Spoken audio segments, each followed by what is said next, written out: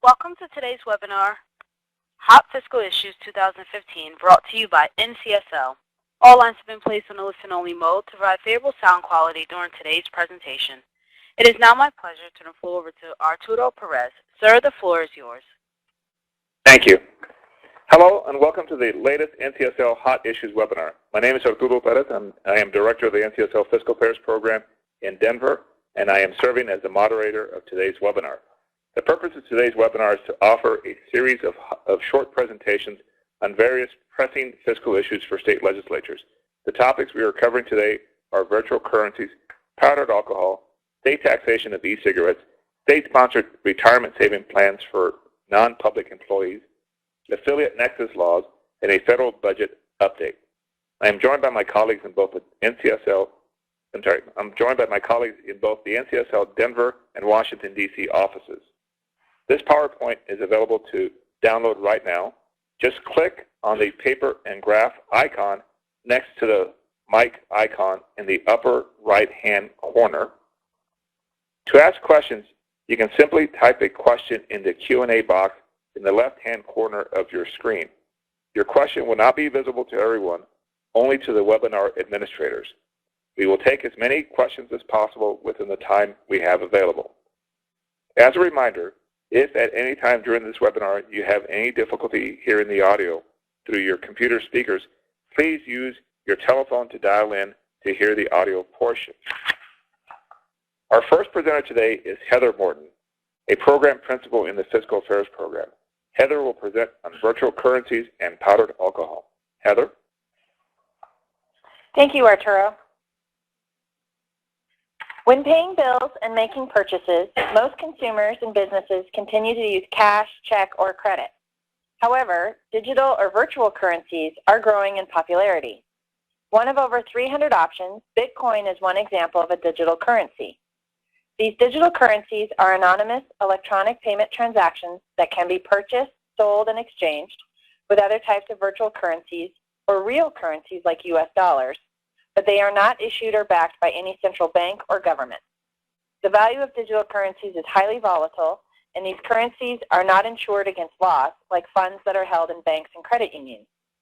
And state and federal policymakers are developing approaches whether and how to regulate digital currencies. At the federal level, in March 2014, the IRS issued a ruling that virtual currencies would be taxed as property and subject to capital gains tax. Then, in May 2014, the Federal Election Commission stated that political committees, including political campaigns, may accept small Bitcoin donations valued at $100 or less and may buy and sell Bitcoins as an investment. At the state level, in February 2014, the Conference of State Bank Supervisors, a national organization for state banking regulators, formed the Emerging Payments Task Force to study innovations in payment systems, including virtual currencies. The task force issued guidelines to help state regulatory agencies disseminate consumer advisories and also held a public hearing that included overviews of current virtual currency regulations. In December 2014, the task force issued a draft model state regulatory framework for virtual currency activities. Then in April 2014, the Texas Department of Banking issued a supervisory memorandum to clarify the regulatory treatment of virtual currencies under the Texas Money Services Act, which is the state's money transmission and wire transfer statute. Following the IRS guidance, the department determined that virtual currencies do not fit statutory definitions of currency or money, but ruled that some virtual currency transactions would qualify as money transmissions and would be subject to the statutory provisions under the state's Money Services Act. For example, a third-party exchanger that exchanges virtual currency for actual currency would meet the definition of money transmission. In addition, exchanging virtual currency for actual currency through an automated machine such as a Bitcoin ATM could qualify as money transmission depending on whether the machine is configured to involve a third-party exchanger. And the New York Department of Financial Services is currently in the process of drafting regulations creating a virtual currency license. Shifting to the legislatures, starting in 2014, a few states have proposed legislation that would affect virtual currencies such as Bitcoin and others. The first, California Assembly Bill 129, repeal the state statutory prohibition on issuing or placing into circulation as money anything other than lawful U.S. currency. Enacted in June, the law ensures that businesses and consumers who use alternative currencies do not violate state law. Also in 2014, Illinois introduced a bill that would have specified that virtual currency does not have legal tender status by defining virtual currency as a medium of exchange that operates like currency in some environments, but that lacks all attributes of actual currency. In this year, in 2015, 5 states have introduced legislation regarding virtual currencies to date. Connecticut and Oregon have bills that would regulate virtual currencies under their money transmission laws. New Hampshire has 2 bills pending. In contrast to Connecticut and Oregon, one of those bills would define virtual currency and exempt people using those currencies for Internet commerce from the licensing requirements for money transmitters. The second bill would require that the state treasurer, in consultation with the Department of Revenue Administration and the Department of Administrative Services, develop an implementation plan for the state to accept Bitcoin as payment for taxes and fees. In addition, Tennessee has a set of companion bills that would allow candidate and political campaign committees to accept digital currency as a contribution. Any increase in value of the digital currency would have to be reported as interest on statements filed with the Registry of Election Finance, and a candidate would be required to sell the digital currency and deposit the proceeds before spending the funds. Finally, Utah has a concurrent resolution to encourage the expanded use of Bitcoin in the state. The resolution proposes the creation of the Council on Payment Options for State Services to study whether and how the state could accept Bitcoin as a valid form of payment.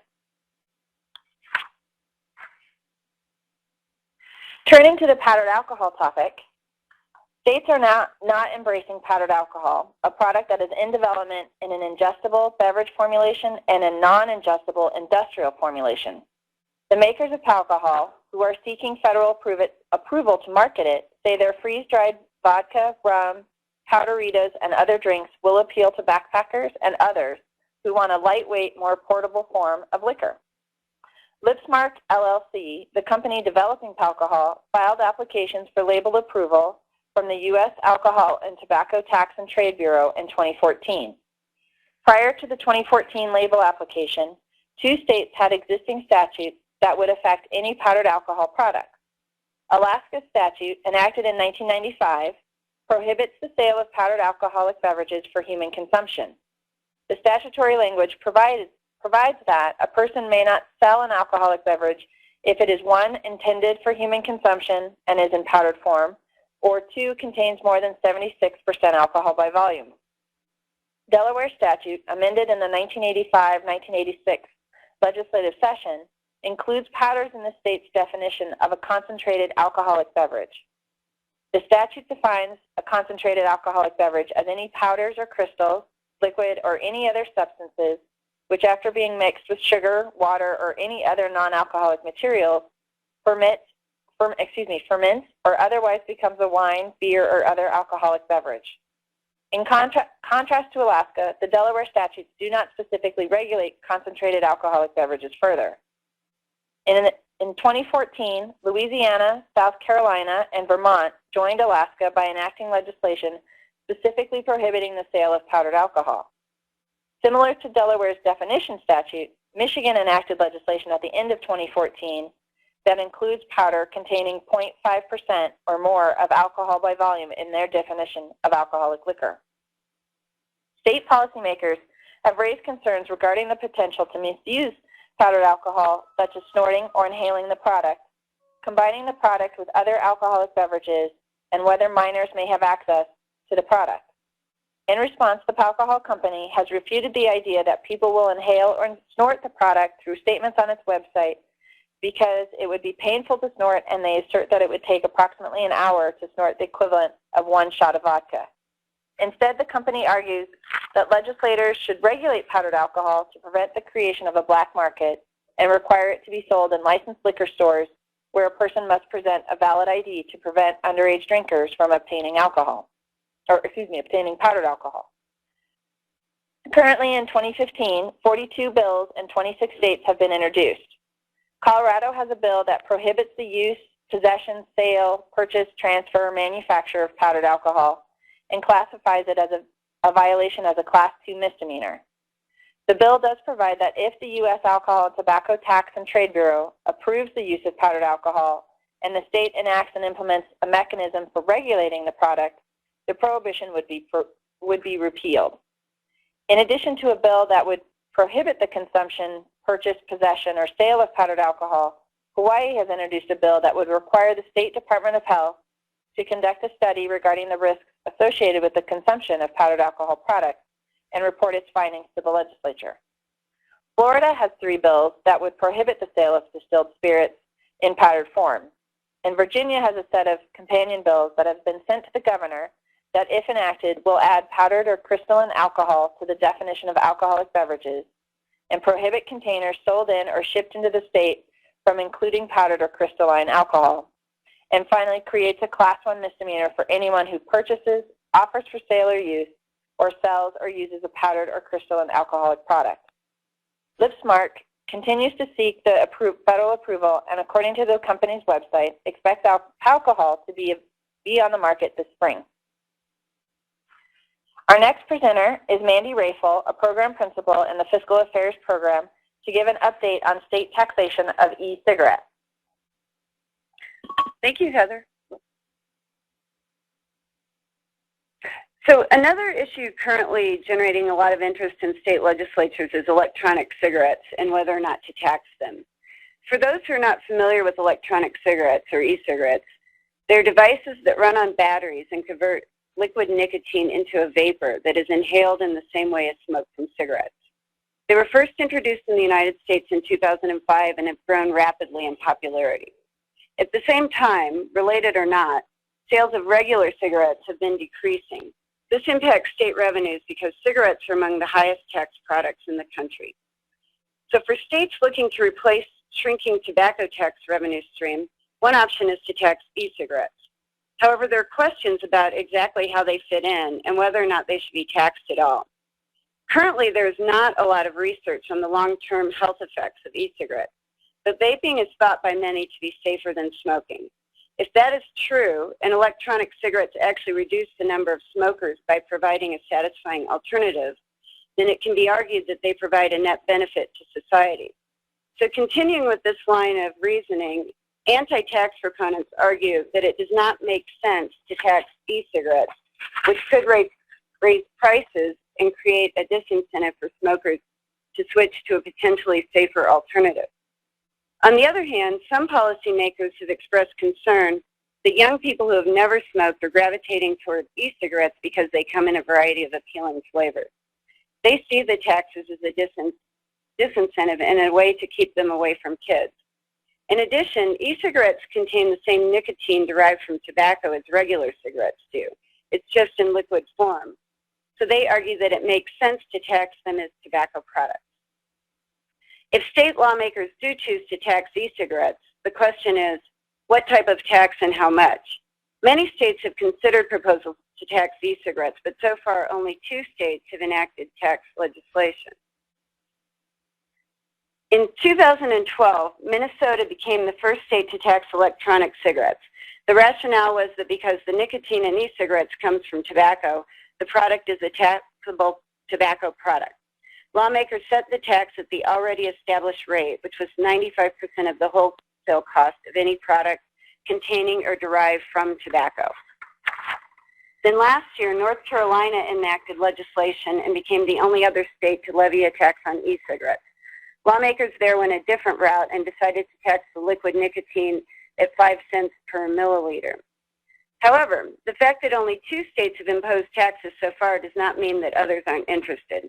To tax or not to tax e-cigarettes has been a popular topic in recent legislative sessions. Taxes have been proposed but not enacted in 15 additional states, and there are new proposals in at least 10 states now.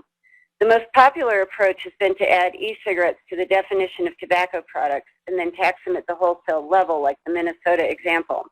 Although there have been a few other proposals like the North Carolina model, where the tax is imposed on the nicotine cartridge based on volume. This next slide shows a sampling of some of the proposals pending. Revenue estimates on what e-cigarette taxes might generate vary considerably depending on the way in which the tax is levied. Generally, the most revenue is generated from taxes imposed at the retail level, followed by taxes imposed at the wholesale level. Revenue estimates range from a low of less than $1 million in Vermont to $35 million in New Jersey, according to the governor's office. Most states' estimates come in somewhere in the $5 to $15 million range. And while none of these tax proposals on the slide have passed so far this year, it does seem likely that the debate will continue well into the future. So that concludes my comments, and our next presenter is Luke Martell, a program manager in the Fiscal Affairs program. He will be discussing state-sponsored retirement savings plans for non-public employees. Thank you, Mandy. It's estimated that almost half of private sector workers from across the United States do not have access to an employer-sponsored retirement plan. Legislation has been proposed in a number of states that's intended to increase access to retirement plans for private sector workers. Small businesses face a higher cost per employee to offer retirement plans, and in fact, the cost and complexity are the biggest hurdles faced by small employers wanting to offer retirement plans. Additionally, low and moderate income workers are most likely to not have access to an employer-sponsored retirement plan. So, the policy goal of these types of legislation is twofold. First, to encourage and facilitate retirement savings for non-public sector employees, and second, to reduce the cost and complexity for employers to offer retirement plans. Here at NCSL, we refer to these types of policies as state-sponsored retirement plans for non-public workers. And yes, that's a mouthful. So how would these work? Most commonly, these types of proposals would require applicable employers to automatically enroll workers in retirement savings accounts. They usually do not require any employer contribution and are solely employee contributions for the plans. Employers who do not opt out of the program, employees, who do not opt out of the program or who do not specify a certain percentage of their wages to be contributed would automatically have to contribute a set percentage of their wages to the plans. So there's a lot of variety in how these plans would work. So how do they vary? They vary in how the money is invested and managed. Some proposals call for these plans to work like IRAs, individual retirement accounts. Some call for them to be professionally managed by a public entity, such as the existing Public Employees Retirement Plan in the state. These proposals also vary in how the money is paid out at retirement. Sometimes the money is paid out individually into the individual survivors. In other cases, the money would be paid out as a lifetime annuity. Since 2012, at least 15 states have seen legislation introduced to create some sort of state-sponsored retirement savings plan for non-governmental workers. Additionally, since 2012, at least 7 states have seen legislation introduced to create a task force or study commission to examine how these types of plans would work. And in 4 states, these study legislation has been passed. So what states have come the furthest? There's 3, California, Illinois, and Massachusetts. Looking to California, in 2012, legislation was enacted to establish the California Secure Choice Retirement Savings Program and its associated investment board. The legislation requires the investment board to conduct a market analysis to determine whether the legal and practical conditions for the implementation of the plan can be met. Upon completion of the study, the board will provide the results and its recommendations to the legislature, and at that time, further authorizing legislation would be required in order to implement the program. So they're still in an advanced study phase in a sort in California. Last year, at the end of the year, in Illinois, we saw the enactment of the Illinois Secure Choice Plan. This is a payroll deduction individual retirement account for workers whose employers do not offer any other retirement savings vehicle. This bill requires all businesses in existence for at least 2 years with 25 or more employees to automatically enroll their employees in their Secure Choice Savings Program unless this employer offers another retirement option to the workers. In Illinois, employees can choose to opt out of the program at any time, and they can determine a contribution level and select among a small number of investment options. A default contribution level of 3% of the employee's salary is offered to those who do not select a contribution level on their own. Assets in this plan are pooled into a single fund and managed by the Illinois Treasurer in a qualified board. This plan should go into implementation later this year. Finally, in Massachusetts, they have a similar type of plan that only applies to nonprofit entities. This legislation from 2012 calls upon the state treasurer to sponsor a retirement savings plan for workers, its small nonprofit organizations in the Commonwealth of Massachusetts. The plan would be a tax-qualified defined contribution arrangement with various investment options available to employees. Different from Illinois and California, in Massachusetts, the contributions could be made by the workers, their employers, or both. The addition of the employers making the contribution is what makes their plan different from the other states. The Massachusetts plan has been developed and is currently pending before the Internal Revenue Service for the final authorization. So, from the three states, California, Illinois, and Massachusetts, at the moment, none of these plans are fully in effect yet, and they're all on their own timetables for when they will take effect, if they do. There are still many questions relating to these plans, noticeably whether or not they fall under the purview of the federal legislation known as ERISA. And that really has not been determined yet in terms of how these plans work, and it looks like the IRS will be making a determination on a plan-by-plan basis. So that's a brief overview of a fairly complicated topic, and at this time I'd like to introduce my colleague Jeff Hurley.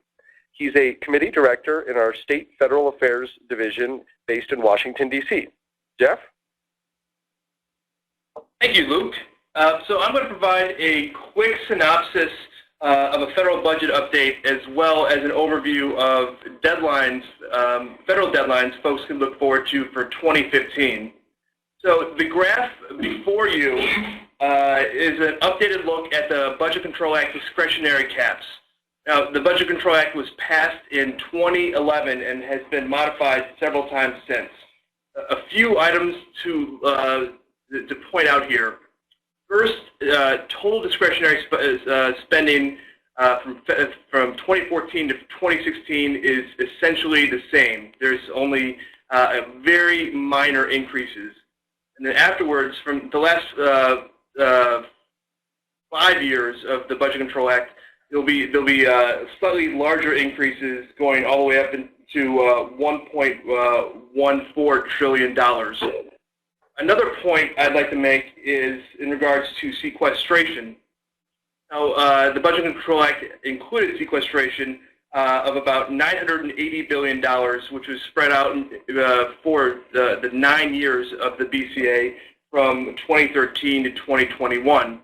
The first 3 years, the sequestration was modified, as you'll see from the sequestration for non-defense and defense spending. It's in fiscal year 2016, this is the year we'll see the complete sequestration reinstated. So sequestration is basically split between defense and non-defense. You see defense of $54 billion, non-defense of $37 billion, and the addition there is the cuts to Medicare payments. So essentially, you see the first 3 years of sequestration were modified, so there's quite a strong chance that from 2016 and beyond, we'll see similar alterations. Already with the President's budget proposal that was released early in February, the President recommended $75 billion for 2016 in sequestration increases that will be split between defense and non-defense. And there's also been inklings between federal lawmakers to increase the caps for defense spending. And really the counter argument there is if you're going to increase the defense cap, then you have to increase the non-defense cap as well. And if you look at overall discretionary spending, it's going to, in the next few years, it's going to hit the lowest percentage of GDP since it was recorded in about 1960. So from this, you're likely going to see in years ahead really the pinch for discretionary spending, which is where most state federal programs are. So I think moving forward, there's going to be a question of if there's going to be internal fights between discretionary spending to just even hold harmless some of the funding levels for education, transportation, and law enforcement in the next few years. This slide is an overview of deadlines and really the cliffs ahead for 2015. And we've really seen these deadlines each of the past few years, whether it's the need to extend an authorization that's expiring or the need to address a continuing resolution. Coincidentally, the first deadline is today, where the Department of Homeland Security funding expires. DHS was the only appropriations bill, of the 12 appropriations bill, that received a continuing resolution in December's Continuing Appropriations Act. So today we had the Senate provide a full year's funding bill, while the House only did a 3-week extension. So in all likelihood, we're going to see a 3-week CR for DHS, and you'll have another deadline here of March 19th. On March 15th, we'll have the reinstatement of the debt ceiling, and this should really come with an asterisk with it, as the Department of Treasury will be able to use quote-unquote extraordinary measures, and with the increase in federal revenue, federal lawmakers will likely not have to deal with the debt ceiling until either September or October of 2015. Third item is perhaps one of the more noteworthy items both for states and one of the more talked about items on the Hill at the moment. This is the time when the authorization for surface transportation programs expires, and there'll be a solvency issue for the Highway Trust Fund. As I'm sure most of you know, the Highway Trust Fund is primarily funded through the federal gas tax.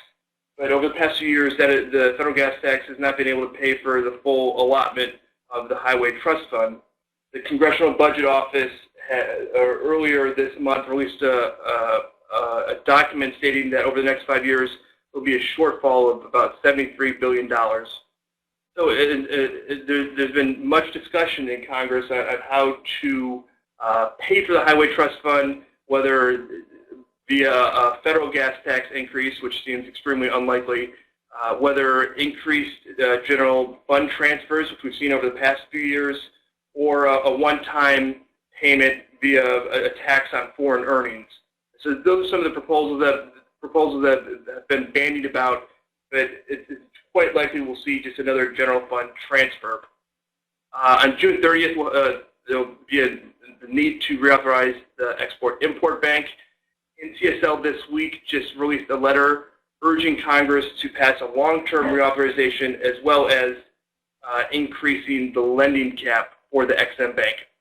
At the end of the 2015 fiscal year, the Children's Health Insurance Program will expire, as well as the Federal Aviation Administration, and the ITFA, which is the Tax Moratorium on Internet Access. As I mentioned earlier, on October 1st, sequestration will be set to trigger, and by the end of 2015, Congress will need to determine if they will retroactively renew tax extenders. Tax extenders have been renewed basically at the end of each calendar year for the past few years, and in particular for states, the key item there is the state and local sales tax deduction, which is vital for states without income taxes. A few other noteworthy items. In mid-March, we'll have the House and Senate expects to mark up their budget resolutions and pass their budget resolutions, in early April. A key item there is to look for if there'll be reconciliation language that would reform the federal tax code or include entitlement changes. In terms of any attempt for a tax reform, there was some attempt earlier there were some conversations earlier this year for reforming the corporate tax code. Those have gradually decreased. We've had the House Ways and Means Chairman Paul Ryan state that any comprehensive endeavor in corporate tax reform would have to be done by mid to late summer. In the Senate so far, the Senate has broken up into 5 working groups looking at the details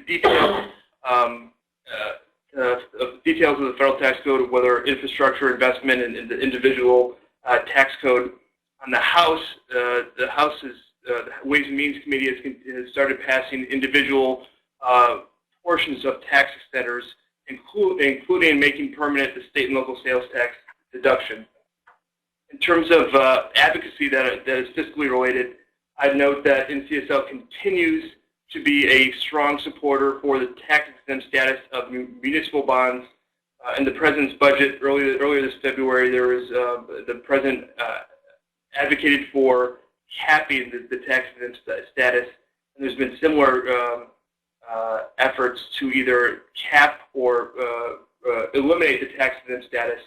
NCSL has been a strong supporter to maintain the tax-exempt status for municipal bonds.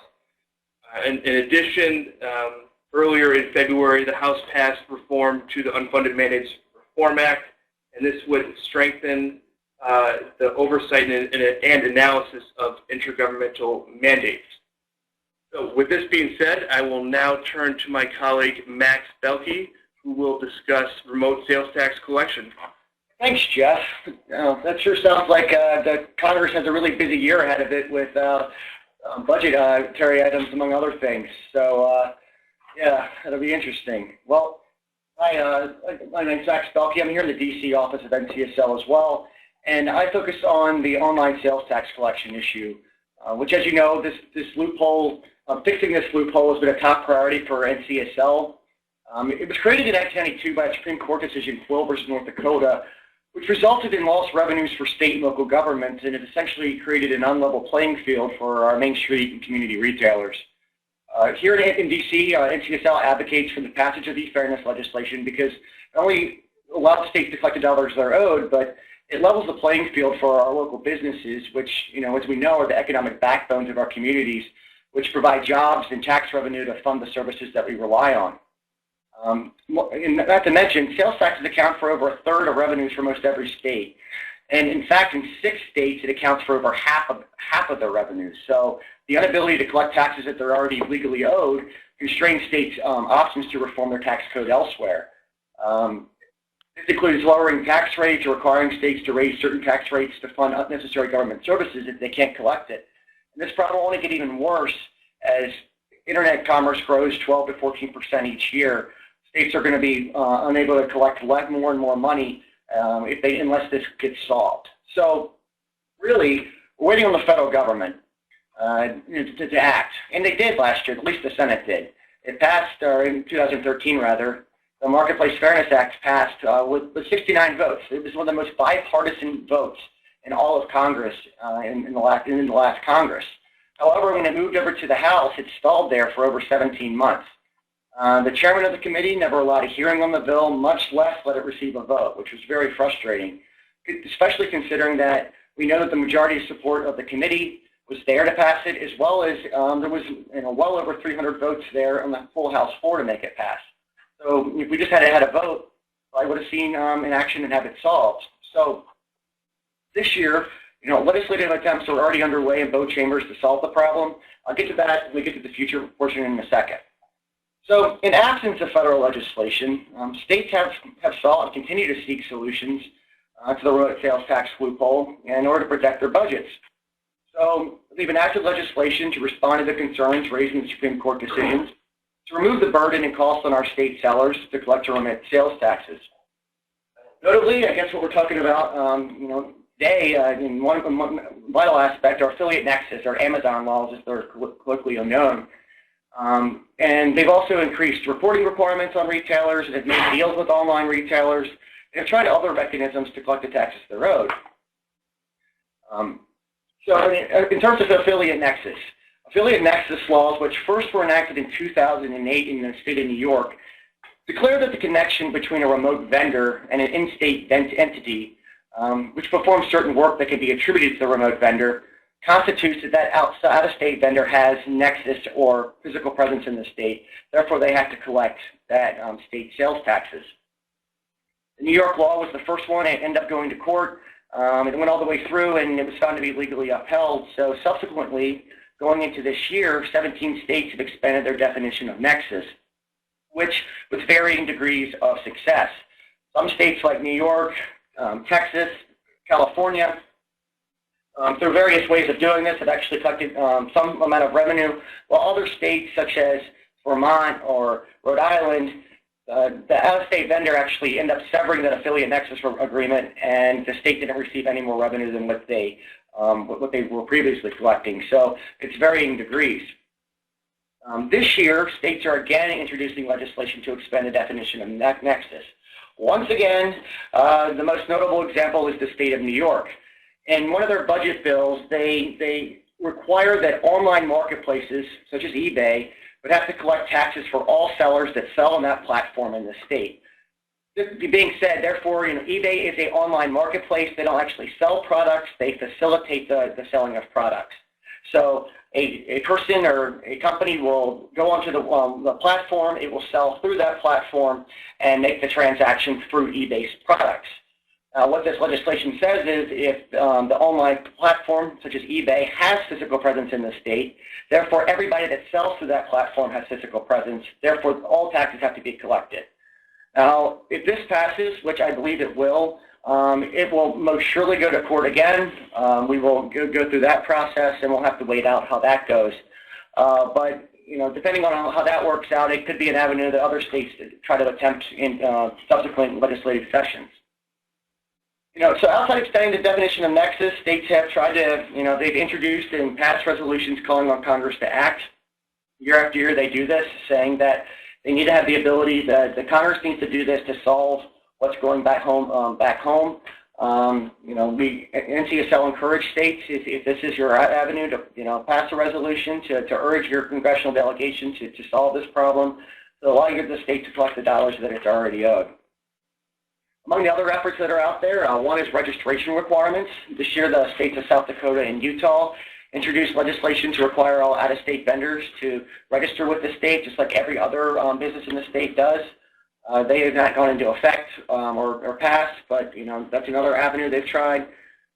States have also enacted legislation to use the new revenues from a federal collection bill to lower their state taxes, including income tax, or lower the sales tax rate, or eliminate the sales tax of food.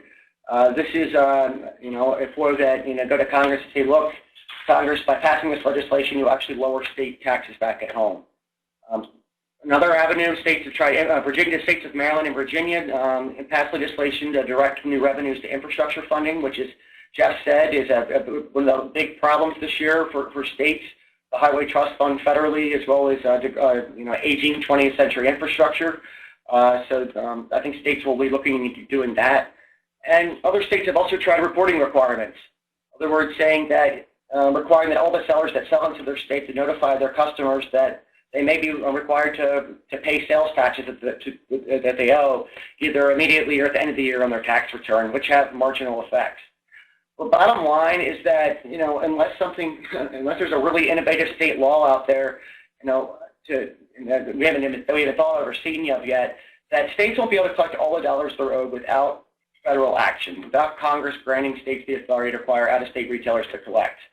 So, pressure is definitely on Congress. And like I said, there will be, I think we'll continue to see, in the absence of federal action, we're going to see new innovative ways on the state level to collect dollars. Some will go to court, some may be successful, some won't. They will continue to come out, I'm sure, later this year and subsequent years if Congress doesn't act. Now, that being said, that was the state level. What are we going to expect this year in Congress on the federal level? Well, next week, I believe we're expected to see Marketplace Fairness Act, which, like I said, did pass the Senate overwhelmingly in 2013, to be reintroduced by the four prime sponsors of it that introduced it last time, including Senator Mike Enzi, Senator Durbin, Senator Alexander, and Senator Heitkamp. So expect that to come out on the Senate side. We also expect Congressman Chaffetz from the state of Utah, who has been working on a draft proposal to have that released in upcoming weeks, which addresses some of the concerns that the House Judiciary Chairman had about the Marketplace Fairness Act, which is why he never actually brought it up for consideration. So if the Congressman's proposal addresses the concerns that the Chairman had, I think we could expect it to gain steam as well, along with a large backing of supporters. As Jeff just mentioned, the Internet Tax Freedom Act expires on September 30th. It bans states and localities from taxing Internet access itself. States were grandfathered in. There were 7 states that were grandfathered in, which can tax Internet access currently. But if it expires on September 30th, then all states and localities will be able to tax Internet access. NCSL's position is that there should not be further consideration of the Internet Tax Freedom Act without first addressing the online sales tax collection issue or in concert, because it does prevent states to collect revenue in certain aspects, and would actually, if they got rid of the grandfather provision, would actually, have the certain states lose the dollars that they're already collecting.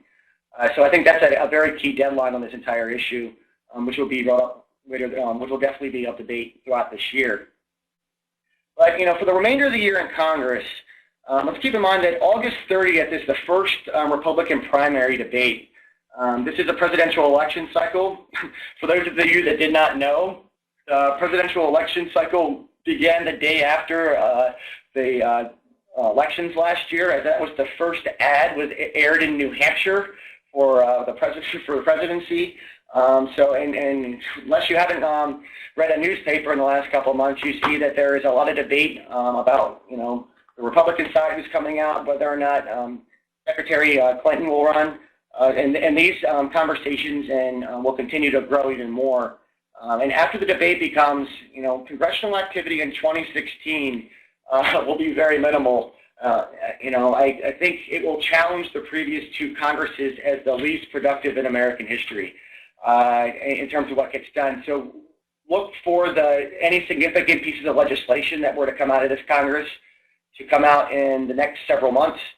Because after that, as the political season really starts to heat up and candidates are home and they're across the country, seeking endorsements and looking for votes, I don't think a whole lot's going to be happening in Congress. And with that, I believe that concludes the main presentation portion of our webinar today. If you have any questions, please enter them in the question box, and we will actually answer them.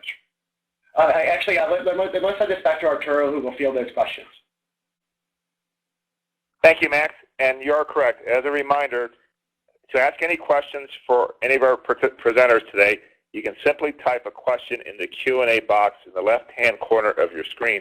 We do have one question here for Luke. Luke, Maryland's feasibility study for its state-sponsored retirement savings plan, as well as a Brukin's commentary on it, were released this week. Are there any other feasibility studies or research reports on the topic expected to be released soon for other states? Thanks for that question. In short, no, I am not aware of any others that are about to be released, but this is something that we are tracking closely, and next week we will be updating our webpage on this topic, and whenever a study like this comes out, we will link to it from our webpage on these plans. Thanks. Are there any other questions from our audience today? If not, I'd like to say thank you for, this brings us to the conclusion of this webinar. Thank you for your interest and participation in today's webinar. And again, the information for contacting any of our presenters is visible here on this slide. Okay, 1 second. We do have another question coming in. I believe this one goes to Max. In regards to remote retailer sales tax collection requirements, do you have any updates on the Colorado notice provision currently being reviewed by the Supreme Court in a related question on the Tax Injunction Act? Max? Yes, for those that are unaware on the call, the Colorado provision, what Colorado did was to require out-of-state businesses to report to the state of Colorado what was bought and sold by a Colorado resident, so that the state of Colorado could know whether or not taxes were remitted. What was so when this was actually challenged, and while we thought originally it was going to be challenged on the actual reporting requirement itself, it was actually required under a provision called the Tax Injunction Act, which stated the grounds that it went to the Supreme Court were that it should not have gone straight to federal court. It should have gone to the state court first. So it was more of a procedural question. This was brought up and heard on the Supreme Court, and we're expecting that response to come out in the next couple of months. Most likely, I think the expectation is it will go back to the state court, and if it does, it will again go on the grounds, and it will actually have the underlying substance of the bill of whether or not it is about whether or not the reporting requirements were actually legal, because there's a question of whether or not requiring an out-of-state business to report what was bought will impact someone's definition of privacy for the in-state consumer. So I believe that process in its own right will go on for once it gets re-litigated. We're not going to know the full answer to that for another 18 months to 2 years as it works its way back through the courts. Thank you, Max. Any other questions from the audience? If not, again, thank you for joining us today, and this brings us to the conclusion of the webinar. Thank you for your interest and participation, and have a good day. Thank you. This does conclude today's conference. We thank you for your participation. You may disconnect your lines at this time and have a great day.